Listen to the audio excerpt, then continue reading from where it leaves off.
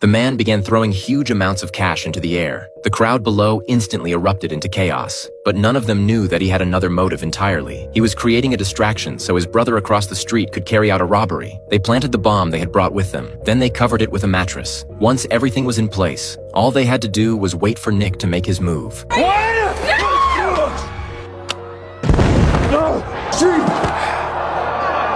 The screams from the crowd masked the sound of the explosion. Seeing this, Nick let out a sigh of relief, but the most critical part was still ahead. Meanwhile, the two men used the blown open hole to successfully reach the floor that housed the diamond vault. Next, they had to cross the surveillance zone. Joey lay flat on a skateboard and covered himself with a cloth that matched the color of the floor. Security was busy watching the news about Nick threatening to jump. They had no idea someone was slipping past them. Once they reached a camera blind spot, Joey took a photo of the camera's field of view. He printed the image and taped it over the lens. The worst traffic nightmare in history.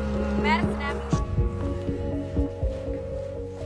But before they could celebrate, they ran into a problem. New sensors had been installed in the hallway. The two of them froze. This had not been part of the plan. Joey had no choice but to ask Nick for help, but the negotiator, Lydia, was standing right in front of him. Nick couldn't answer directly, so he relayed instructions by speaking in code while talking to Lydia.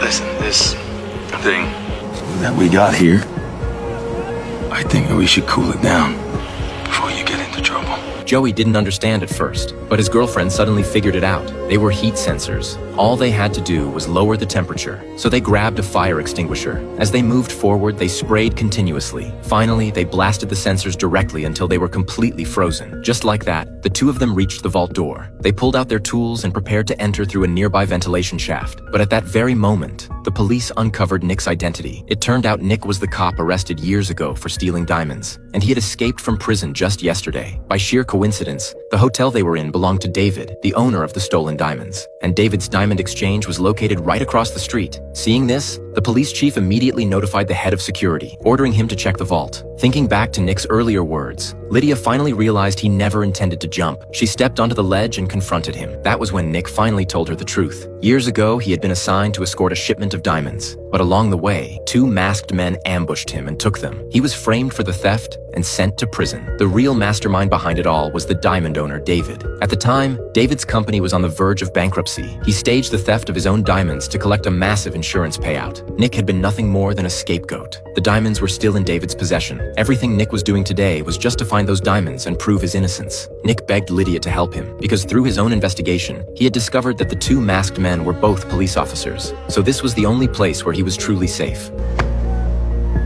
If you are lying to me about any of this, I'm gonna push you off myself.